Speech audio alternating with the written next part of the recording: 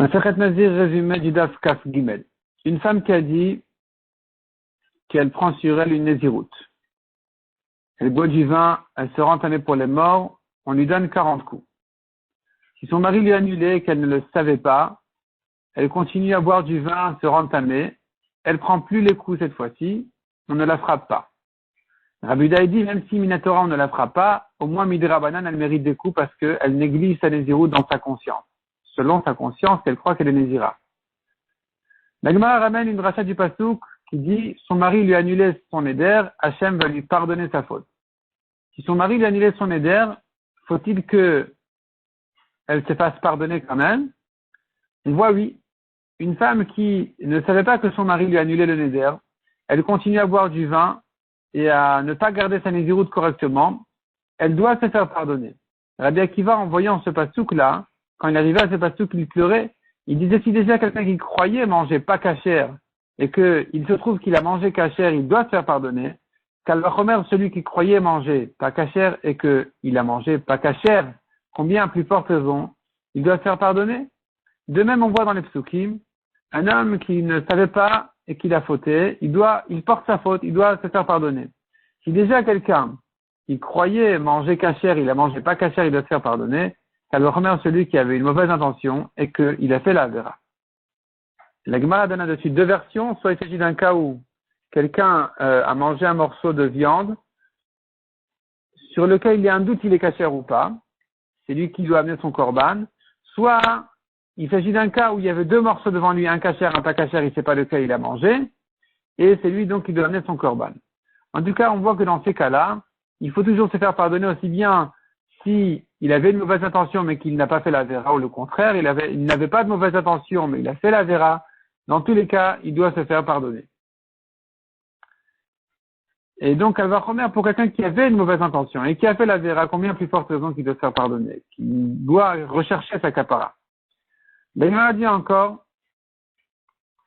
notamment un passage qui dit, les chemins d'Hachem sont droits, les tzadikim, ils marchent dans ces chemins, mais les rechaïm, ils trébuchent dans ces chemins.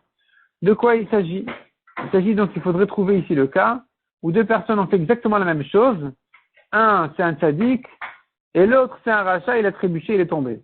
De quoi il s'agit? La Gemara propose quelques explications qui sont repoussées. Finalement, la Gemara, elle arrive au cas de Lot avec ses filles.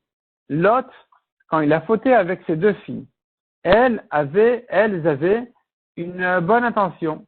Elles avaient une intention de,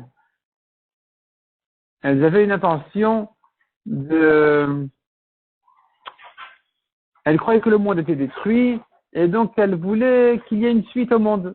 Donc elles pensaient faire une mitzvah. Sur elle, on dit tzadikim el chubam. Lui, par contre, l'autre, avait une intention d'avera. Sur lui, on dit le rachat, il trébuche. Donc finalement, ils ont fait exactement la même chose. Elles, avec leur père, ont fait exactement la même action. Pour elle, c'est considéré quelque part comme une bonne chose. Pour lui, c'est considéré comme une avera. La Gemara ramène encore quelques drachot contre Lot, qui s'est séparé d'Abraham, et qui, donc, à cause de sa séparation d'Abraham Avinu, à cause de la dispute qu'il y avait entre ses bergers et les bergers d'Abraham, il s'est retrouvé finalement à fauter avec ses filles, et jusqu'à ce qu'il en est arrivé à ce que la Torah interdit tout rapport avec Ammon et Moab, qui ne peuvent jamais se convertir, jamais rentrer dans l'assemblée d'Hachem. Deuxièmement, on voit dans d'autres psukim encore, lui, il s'est séparé d'Abraham pour ses passions, pour son Yetzirah, et finalement, sa vera est publiée dans les Batei Knesset et les Batei Midrashot quand tout le monde apprend à la halakha qui dit Ammon et Moab, donc les descendants, donc les fils des deux filles de Lot avec Lot sont interdits définitivement au Klal Israël. La Gemara dit encore, regarde ce que fait l'intention. L'intention dans une avera, regarde combien elle est importante. Tamar a fauté avec son beau-père Yehuda. De là sont sortis des rois d'Israël et des prophètes, parce qu'elle avait une intention de mitzvah. Zimri ben Salou a fauté avec la Midianite, et il a fait tomber à cause de lui, sont morts, combien de dizaines de milliers d'Israël. La Gemara dit encore, une avera qui a été faite avec une bonne intention est équivalente à une mitzvah qui n'a pas été faite avec une bonne intention.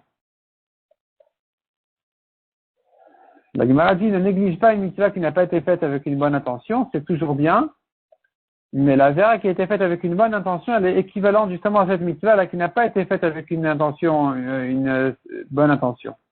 On apprend ça de Yaël, qui est allée avec Sisra, l'ennemi d'Israël.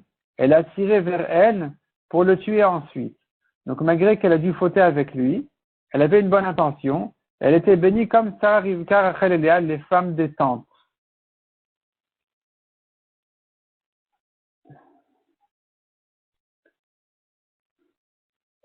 La Gemara reprend ce qu'on a vu. Un homme doit toujours faire la Torah et la mitzvot, même s'il voit qu'il n'a pas une bonne intention, car c'est comme ça qu'il va en arriver à de bonnes intentions de l'Ishman, les Shem Shemaim. Donc on voit ça. On voit ça de Balak.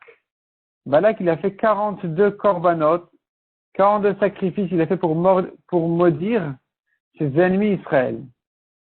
Et ces korbanot qu'il a fait, donc c'était une mitzvah avec une mauvaise intention, et pourtant, il a mérité grâce à cette mitzvah-là que de lui est descendue Ruth à Moavia, donc la grand-mère de David Amalek, l'arrière-grand-mère.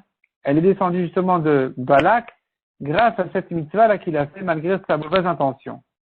La Gemara dit, on voit encore combien Kadosh Baruch Hu, il donne un salaire même à une petite parole.